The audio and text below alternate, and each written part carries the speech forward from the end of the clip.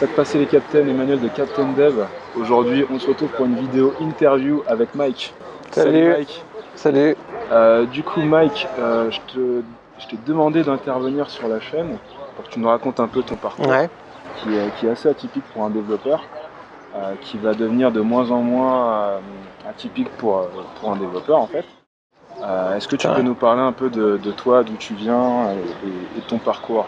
Ouais, alors moi je suis développeur depuis bientôt 3 ans, donc j'ai commencé à être dev en 2017, je commence un peu par la fin mais c'est pour expliquer le cheminement. À la base j'ai arrêté les études, je devais avoir 17-18 ans, j'ai commencé à bosser directement parce que j'avais pas le background.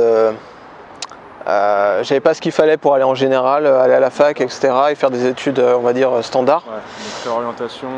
C'est ça, exactement. J'ai fait plein de petits boulots jusqu'à une expérience qui s'est mal passée, qui m'a vraiment donné envie de me réorienter complètement vers autre chose. Et vu que j'avais une affinité avec les ordi, l'informatique, etc. et que j'avais envie de coder, quoi, mais j'avais pas ce qu'il fallait. J'ai commencé à me renseigner sur des formations. D'accord. Et en fait, j'ai simplement tapé formation rémunérée sur Google et je suis tombé sur Simplon en fait. D'accord. Je suis tombé sur la landing page de Simplon qui présentait leur catalogue de formation et j'ai vu qu'il y en avait une. Alors du coup, tu es tombé sur Simplon, est-ce que tu peux nous dire très rapidement en 2-3 mots, qu'est-ce que c'est Simplon? Alors Simplon, c'est un organisme de formation assez particulier dans le sens où il est axé solidaire. L'éthique Simplon, c'est de se dire des gens qui sont déscolarisés depuis longtemps, qui par exemple des réfugiés aussi, etc. Les gens qui sont sortis du circuit scolaire classique, et on va leur apprendre le code parce qu'il y a beaucoup de demandes en fait. D'accord. En 7 mois. D'accord. C'est ça. Donc, comme j'en ai parlé un peu dans différentes vidéos, 7 mois effectivement c'est un peu plus court que la normale. Mais même si on va revenir sur le reste de ton parcours, toi juste après tu as pu trouver un job. Ouais, alors ça s'est passé très vite et ça a été assez ouf parce qu'en fait j'ai commencé la formation, au bout de 3 mois j'avais déjà des entretiens. D'accord. J'avais déjà des entretiens, je maîtrisais à peine JS, j'étais surtout sur du HTML, CSS, un peu de JS, jQuery, tout ça. Et j'ai quand même eu pas mal d'entretiens qui sont faits, alors forcément au tout début c'est un peu laborieux quoi. C'est normal. Mais en fait, dans les faits, je finissais Simplon un vendredi, j'ai commencé dans une boîte le lundi qui a suivi en fait. Génial, génial. Donc en CDI. Donc comme quoi c'est possible, forcément il y a beaucoup de travail, je suppose, à mettre. Ouais, c'est ça. C'est toute la particularité aussi de la formation. Pour quel type de public tu penses que c'est bien Simplon? C'est vraiment... Qu'est-ce qui va faire la différence que tu réussisses Simplon? Alors ce qui va faire la diff déjà c'est la motivation. Alors motivation c'est assez vague. Il faut quand même une espèce de passion plus que de motivation.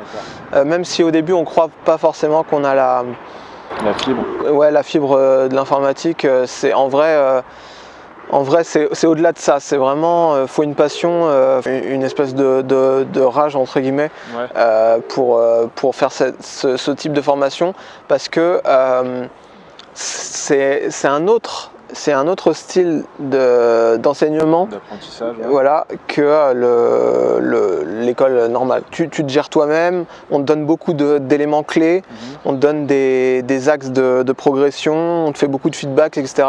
Mais tu es beaucoup plus autonome que quand tu es à l'école.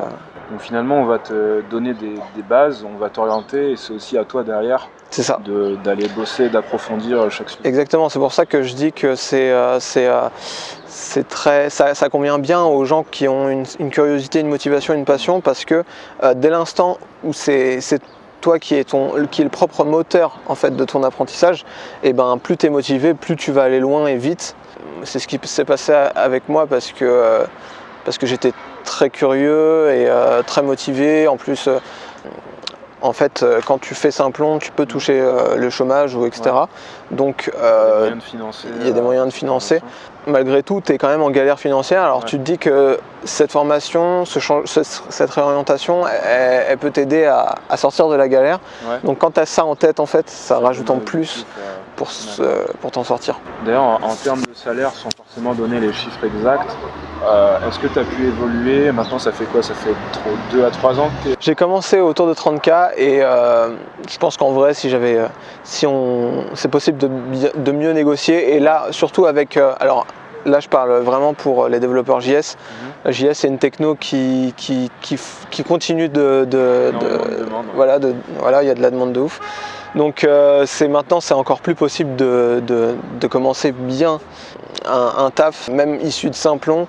C'est possible de commencer avec encore un meilleur salaire. Et oui, il y a eu de l'évolution. En 2 ans et demi, j'ai pris 12K, quoi. Donc,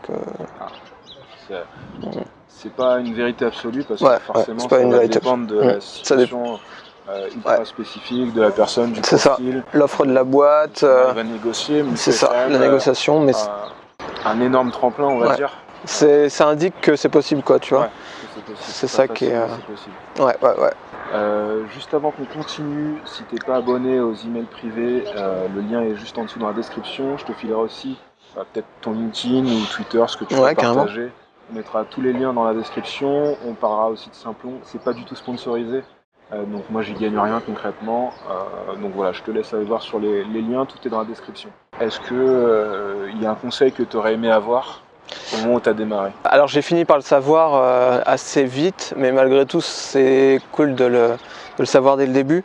C'est justement ce changement de paradigme entre l'éducation qu'on t'offre à l'école, qui est plutôt classique, et l'éducation un peu autogérée à la Simplon, dans le sens où en fait, même si ça faisait très longtemps que j'étais sorti du circuit scolaire, on a quand même les mêmes réflexes quand même voilà, et du coup faut être vraiment conscient de ça. Finalement c'est un peu un modèle différent de l'école traditionnelle. C'est ça. Je suppose que 42 c'est un peu dans le même genre, même si c'est pas exactement la même chose. C'est pas exactement la même chose, mais c'est dans le même genre. C'est une approche aussi différente. Et souvent, ce qu'on oublie en faisant ce métier, c'est que cette approche-là, il va falloir l'avoir tout au long de notre carrière. Et se former régulièrement en continu sur tout ce qui sort, améliorer ses skills. Et ça, c'est hyper important. Donc voilà. D'autres conseils à filer, c'est faire des meet-up, faire des hackathons. C'est l'offre que Simplon que m'a proposé Simplon à l'époque. C'est que ils t'apprennent pas qu'à coder, ils te font entrer dans l'univers, dans l'écosystème du métier de dev. Tu réussis beaucoup mieux ta formation si tu squattes tous les meet-up, si tu squattes le plus possible de hackathons, si tu fais de l'open source, même si tu n'as pas beaucoup de skills, c'est possible d'en faire. Il y a même des issues sur GitHub pour les débutants, etc. Donc, si tu avais un meet-up en tête, par exemple, juste à titre d'exemple, ce serait quoi? Il y a les meet-up un peu récurrents à la Paris JS, ce genre de... Sur Paris, c'est Paris JS, mais chaque région a son meet-up JS en général. Ce genre de meet-up là, il y a le .js aussi. Après, il y a des confs qu'on peut suivre en ligne, à l'international. Ça, c'est hyper intéressant. Il y a plein de confs en ligne sur des événements qui sont parfois payants, qui sont retransmis plus tard, que tu peux suivre. Bon, c'est en anglais pour la plupart, mais ça en même temps... ça fait partie du métier. Il y a beaucoup de meet-up qui sont filmés aussi. Donc, il y a moyen maintenant avec Internet, il n'y a plus vraiment d'excuses en fait. C'est ça. Franchement, là, il y a tout ce qu'il faut pour se fondre dans l'écosystème le mieux possible. Donc meet-up, hackathon. Hackathon, c'est vraiment important aussi parce que surtout quand on est en formation, ça nous met un peu dans le délire entreprise. Produire, c'est ça. Produire en 2 jours, 3 jours au max. Ça dépend des hackathons. Avec une équipe, c'est une expérience, c'est crevant, mais c'est une bonne expérience. Un genre de compétition que j'apprécie beaucoup. Moi, j'en ai pas fait tant que ça, mais à chaque fois, c'était des bons souvenirs parce que tu arrives avec une idée, tu ressors avec un produit, et en fait, tu te rends compte à quel point il est possible de produire si tu es très bien organisé, bien sûr, en un laps de temps hyper court. exactement. C'est possible de créer de la valeur en fait. Et typiquement, tous les gens qui veulent start-upper et compagnie, bah, c'est un excellent moyen de tester une équipe sur exactement. un projet spécifique. Exactement. Et puis pour les meilleurs et les plus chanceux, le projet hackathon peut se transformer en... Il y a des petits prix, quoi. Donc ça peut donner un peu la motive. Ça a deux souvenirs. Il y a Be My App qui est pas mal, parce que je crois que c'est en gros c'est une boîte qui organise des hackathons. D'accord. C'est gratuit, faut pas hésiter à s'inscrire.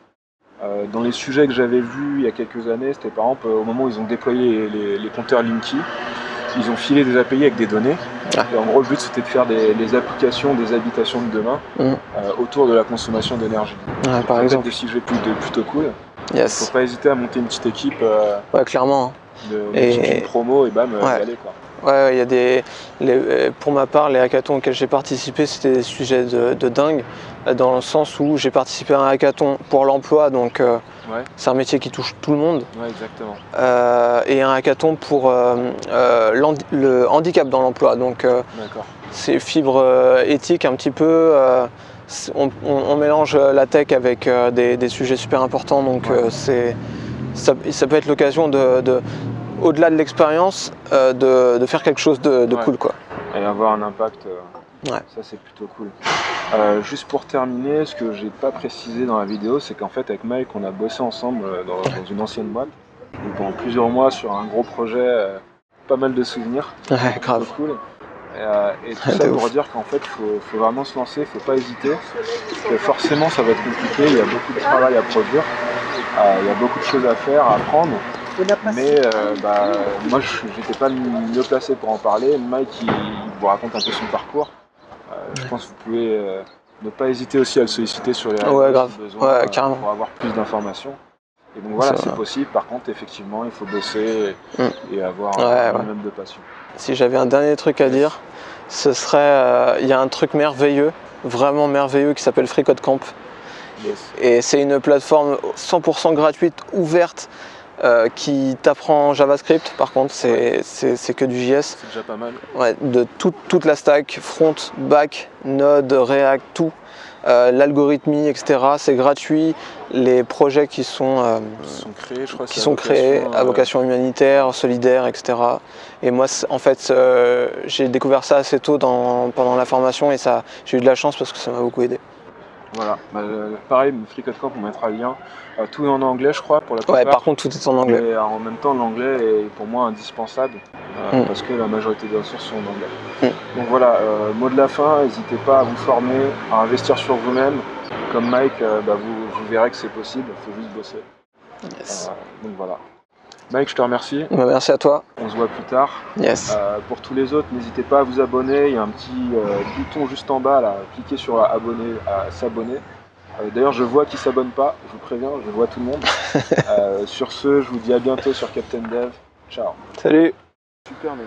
Merci à toi. Putain, c'est chaud. J'essaye Des fois, je dis des trucs et au moment où je me dis, mais attends, j'aurais peut-être pas dû le dire. Non, et tout. T'inquiète. Après, au montage, je vais couper. Non. Non, il s'est éteint ou quoi? Non, arrête.